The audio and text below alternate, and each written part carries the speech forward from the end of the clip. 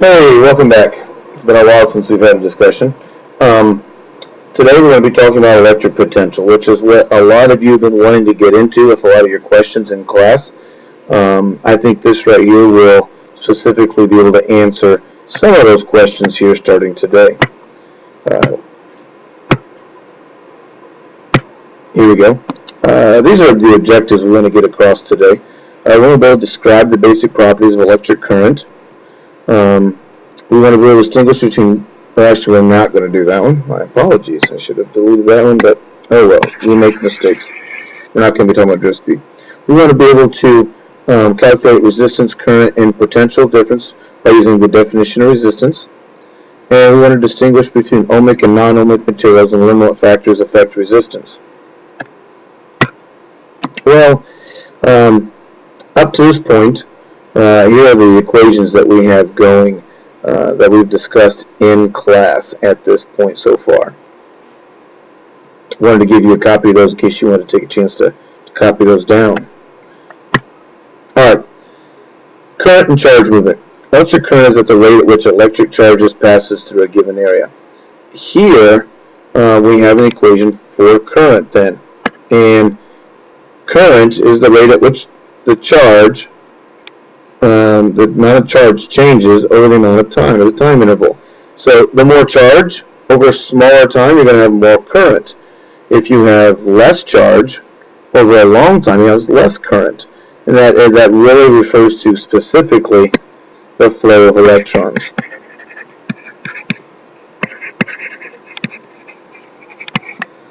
Large flow, large current.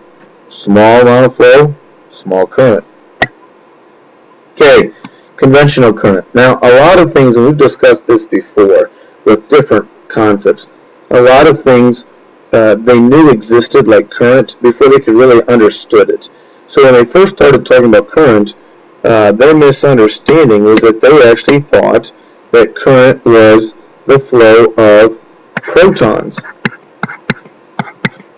And quite often now, as you can imagine, if we had a big positive charge and over here we had a negative charge, protons would be flowing this way. So that's what we can call conventional current. And for a long time, a lot of rules were made up before they fully understood what they were describing. But their rules worked.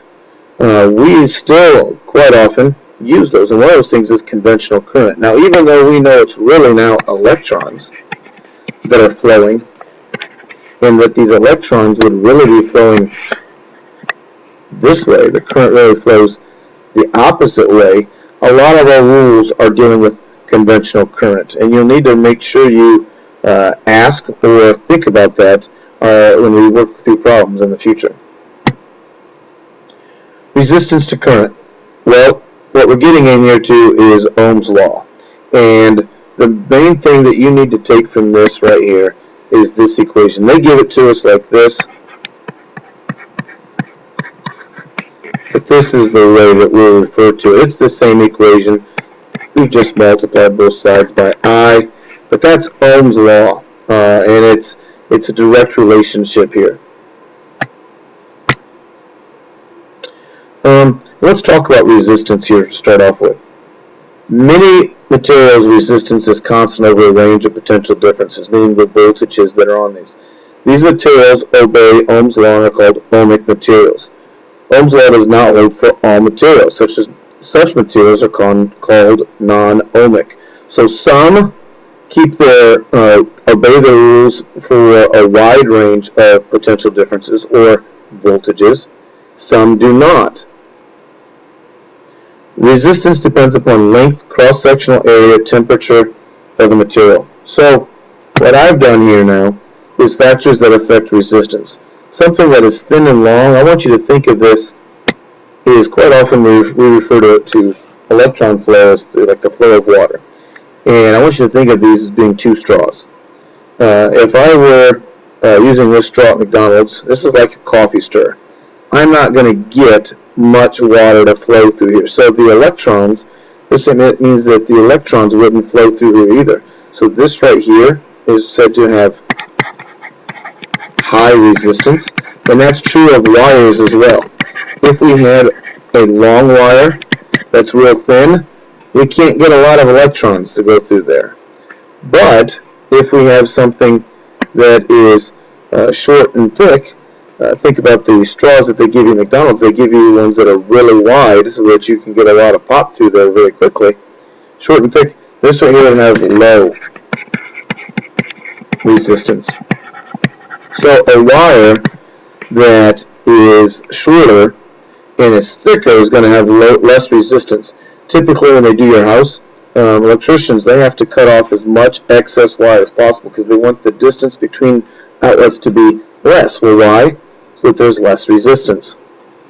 And something, an outlet that's going to have a lot of electricity flow is going to, a lot of electrons is going to be thicker. So something that's going to maybe electric baseboard heat or to a electric stove is going to have a thicker wire than something that has maybe just light. Light doesn't take a lot of electricity, so it's going to be much thinner wired. It's not necessary to have a thick wire for that.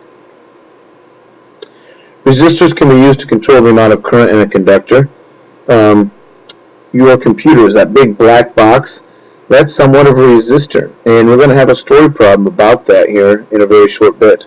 We're going to talk about that, but that resistor controls the amount of flow, amount of electrons that actually go into your computer. Your computer is not set to operate on 120 volts, even though we plug it into the wall, which is 120 volts. Salt water and perspiration lower the body's resistance. If you sweat, or if you have salt, which is what salt is, sweat has a lot of salt in it, you're going to have much less resistance. Electricity is going to flow through you much easier. And potentiometers have a variable resistance. Potentiometer is like if you ever have a dimmer at your house, that's a potentiometer. That changes the amount of resistance you have. Let's get into some practice problems. A flashlight uses 4 1.5 volt batteries. If this light has a resistance of 1.5 kilo ohms, find the amps it pulls. Okay, I went ahead and made a chart here, a list of my information. So now it's just a matter of plugging the information in. I've said 6 volts because there was 4 of them that were 1.5 volt batteries for a total of 6. The resistance is 1500 because it was 1.5 thousand ohms or 1500 ohms. Find the current. Well, to do that then, V equals I times R. V is 6. The current, in this case, I don't know. Resistance is 1500. So it's just going to be a matter of dividing to find I. As you can see here, I found it to be 0.17 amps. Well, that makes sense, because if this battery was cranking a lot of amps, it wouldn't last very long. So you'll find out that most things that use batteries use very low amperage. Right? It would be very difficult for that to last very long if it was cranking a lot of amps, because it would just zap that battery. Alright, I want you to go ahead and try this one on your own. I'm going to go ahead and pause it. I invite you to pause it and see how you do. Well, I went ahead and worked it out here. What you can see is that this resistance is very small. This car battery turned out to be 0.02 ohms. And that's why your car battery can wear down pretty quickly. Notice that on the last problem, we had something that wanted to last for a long time, so we got a lot of resistance. Alright, there was a lot of resistance here, 1.5 kilo ohms. And in this example, we had something, a car battery, which we know can especially during the winter, can wear down. And we had very small ones because it's not going to last for real long. You can leave a flashlight on for maybe an hour. You cannot crank your car for an hour straight. Alright, this one right here, practice problems. Here's what we're talking about, that computer. So, you've got your computer plugged into the wall. There it's plugged in. And it comes to that black box that gets hot. And then it goes into your computer. This right here basically is cutting the amount of voltage, and what's gotten there is a resistor. And the reason it gets heat or hot is because the resistor heats up. It's resisting the flow of electrons. There's a lot of friction, so there's a lot of heat. So let's see what we do here. Here we've got 120 volts. Here We're only getting 20 volts. So where's the other 100 volts at? Right here. That's using up 100 volts.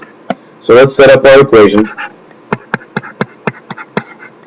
And from here, I'm going to see if you can work it out.